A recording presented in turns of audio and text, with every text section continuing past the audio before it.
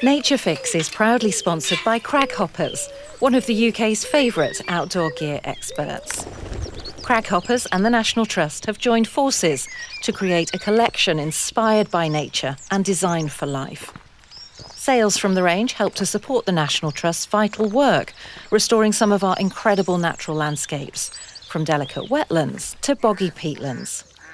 Together, we are working to look after nature and care for our landscapes for generations to come. Hello and welcome to Nature Fix with me, Claire Hickinbotham.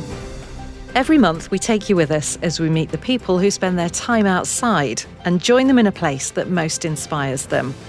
Today we're in the Brecon Beacons to meet Emma Kolano-Rogers, who had a change of heart really early on in her career and left the job she trained for at uni for one that would have her outside in all weathers.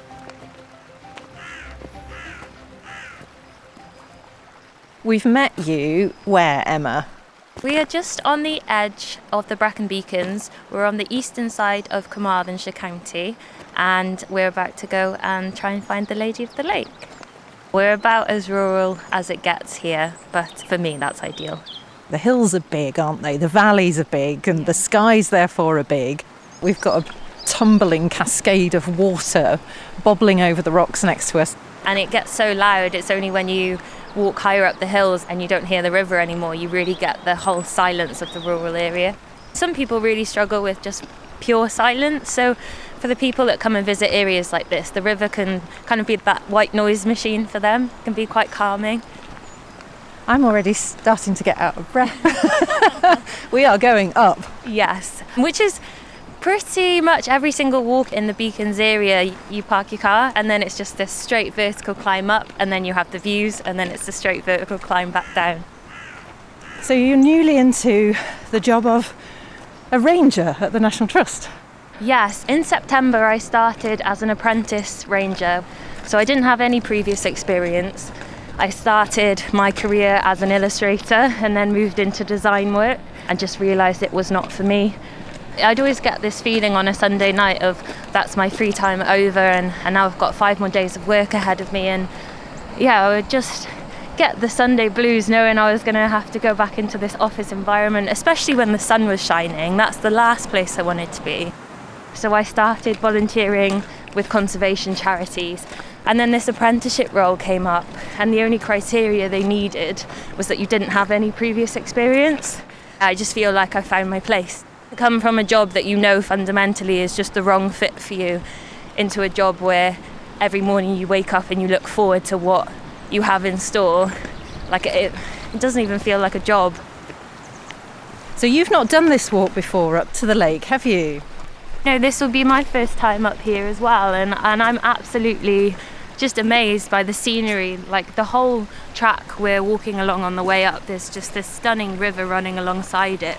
We've just come to the bits now where it looks like there's tiny waterfalls cascading down into it, and I'm just, completely enamoured by it. I think the Brecon Beacons is quite well known for its waterfalls, isn't it? Yeah, waterfall country. There's rivers, there's waterfalls, there's valleys.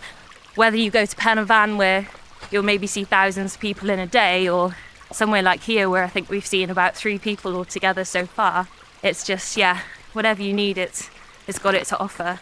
You've mentioned the Lady of the Lake. Yes. Within Welsh culture, the folklore and the myths and the legends shape a lot of the history and a lot of the modern culture today as well. And is it something you're exposed to from a very young age in Wales? Yes and no. I think everyone that went to a Welsh primary school probably knows stories like Beth Gelert. I think it depends as well where you're brought up. I know people brought up in the valleys might have much more of a cultural tie to Wales, whereas for me it came a lot later on in life. I kind of got taught Welsh in school, and because it was forced on me, I had this reluctance to embrace it, and it was only in my later life where I wanted to explore more of my roots. I started learning Welsh myself. That's when the real passion for understanding my culture came from. So Emma, as we were just walking up a little bit of the path, we're sniffing a bit. And I didn't bring a tissue. But you told me that rangers don't need tissues. So it's a rather gross realisation I had probably on day 2 of my time as a ranger, is that no one takes tissues around with them, because when you are out in nature, combination of the cold, the pollen and everything else going on, you constantly have a runny nose. So all my fellow rangers have tried convincing me that the only thing I need to do is snot rocket all of my snot out and I'll never need to carry a tissue again. I've never heard of the ranger's secret snot rocket. Anyone can do it. All they need to do is cover one of their nostrils and send one sharp puff of air out of one of their nostrils to clear it, and then do the same on the other side. And I suppose it's saving the world one tissue at a time as well. I think you can gross out now knowing that you're saving the planet. Yeah, I'm still not quite there myself, but maybe one day. So do you think we're nearly there? Yeah, so we kind of verge around the corner and then you can see where the sun is reflecting off that one part of the hill over there. I'm hoping it'll be this wow moment where it just presents itself to us. We must be close. How many steps do you reckon until we can see it? 10 massive steps. That's my 10. Have you done 10? I've done 10. Can you see it? Almost. Here it is. Oh, wow. It's got ever such a slight volcanic crater look to it, hasn't it? Absolutely. The hill directly behind it must have what must be an 80-degree decline on it. So there's just this dramatic drop from the top of that ridge down into the lake. And then the other half of the crater just opens up to the valley, doesn't it? Yeah. Oh wow, look at that view. Those extra 10 steps and it's changed again, hasn't it? I know, with every step it changes so much. So what's the Lady of the Lake story that involves this lake that we're at today? There was a man called Gwyn who lived on a farm with his mother. He often had to take his cattle to graze, and he was enjoying some rye bread and cheese when he noticed there was a woman on the other side of the lake, almost appearing to float. She was ethereal, she seemed to possess this supernatural power, and he was completely enamoured, to the point where he couldn't speak, and the only thing he could do was extend this crusty old loaf to her. So she floated across the lake, and when she saw it was just some barley bread, she laughed and she dove into the lake. So he went home and told his mother what he saw. And she thought that was because the bread was too old and too crusty. I'll make you a softer loaf of bread. So he went back. She came a lot closer to him this time, and he was able to see the green and brown specks of her eyes. This time she accepted the new loaf of bread. And he took her hand, asking for her to marry him. She said, "I will marry you on 2 conditions. The first condition is that you never reveal to anyone where I've come from or the origins of my powers. And the second is that if you ever strike me 3 times, I will leave without saying a word and you will never see me again." So Nelvech, Gwyn, and all their cattle left the lake, and they had a really happy, successful life and 3 strong, healthy sons. And this lasted for years until he struck Nelvech. After this, his temperament did improve, but he struck Nelvech for a second time. Unfortunately, it didn't take long before he struck her a 3rd time. She was already leaving for the door, and when he got to the foot of the lake, she dove into the lake, and he went mad with grief.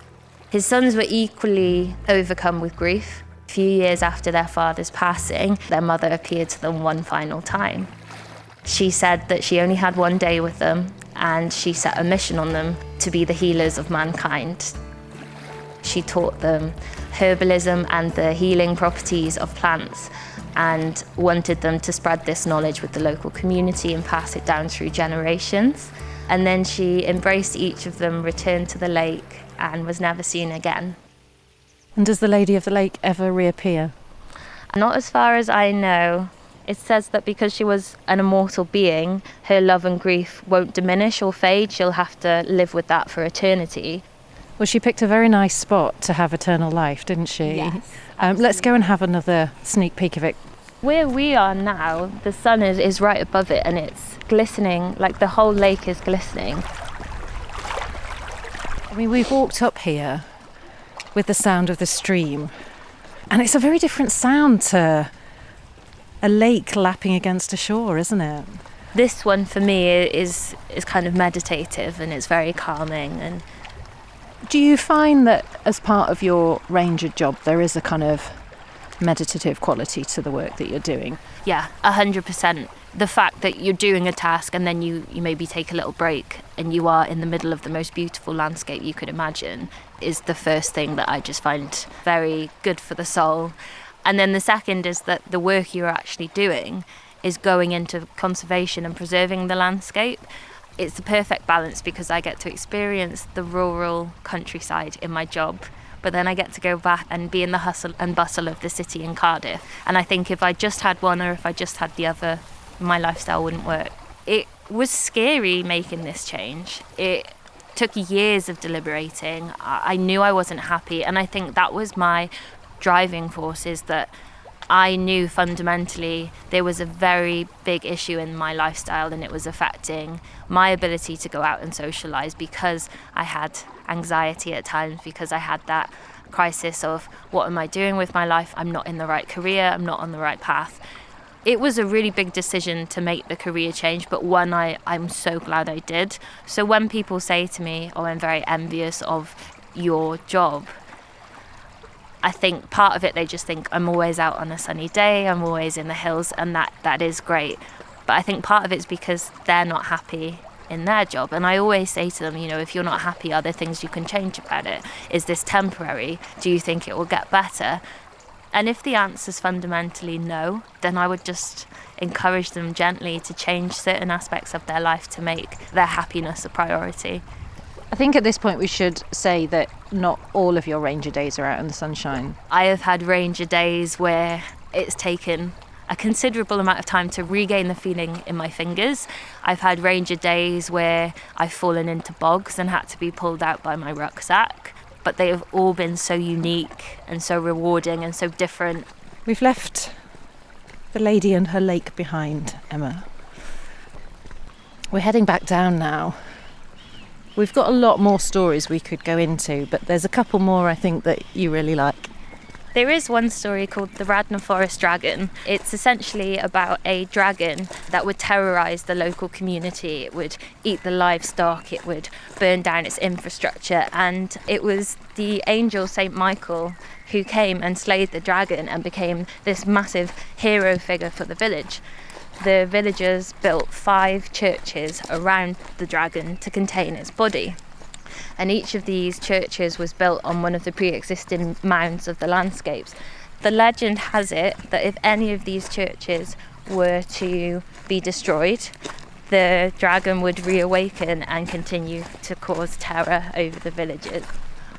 This story is great because it ties into the natural landscape.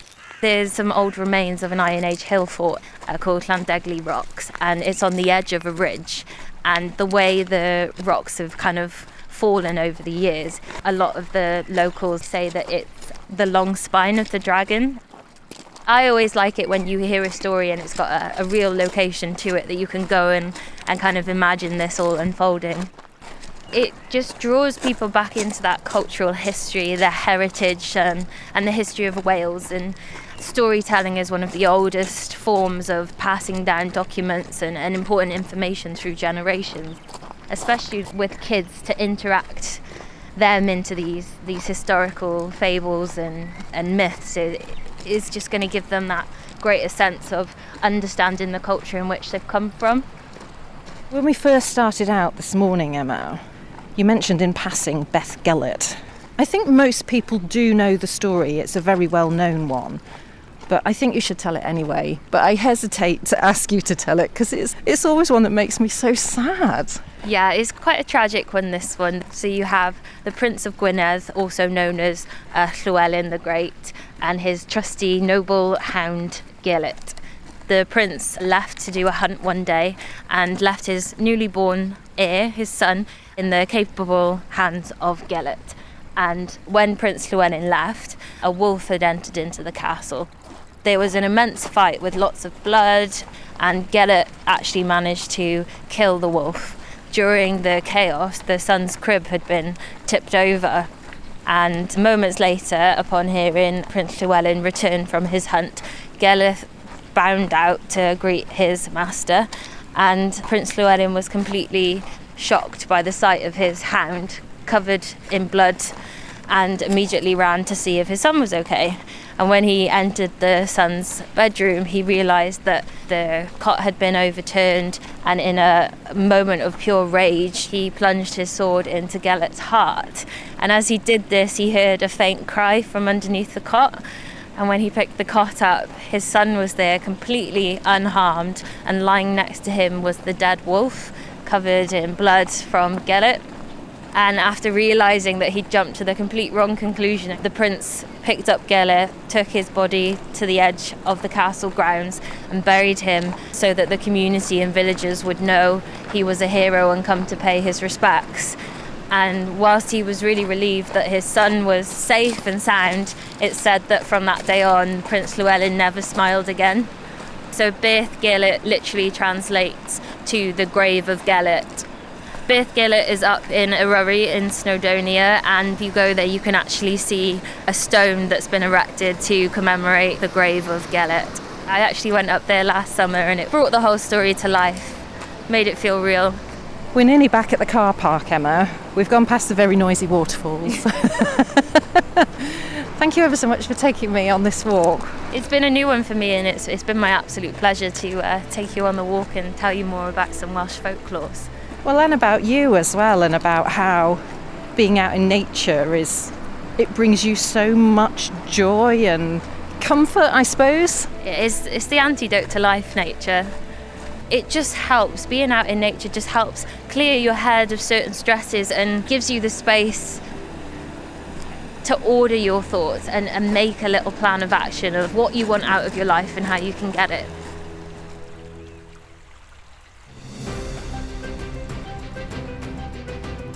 Thanks for listening to Nature Fix. We'll be back next month with a new episode. Why not give us a follow on your favourite podcast app? And if you've got the time, leave us a review. Bye for now.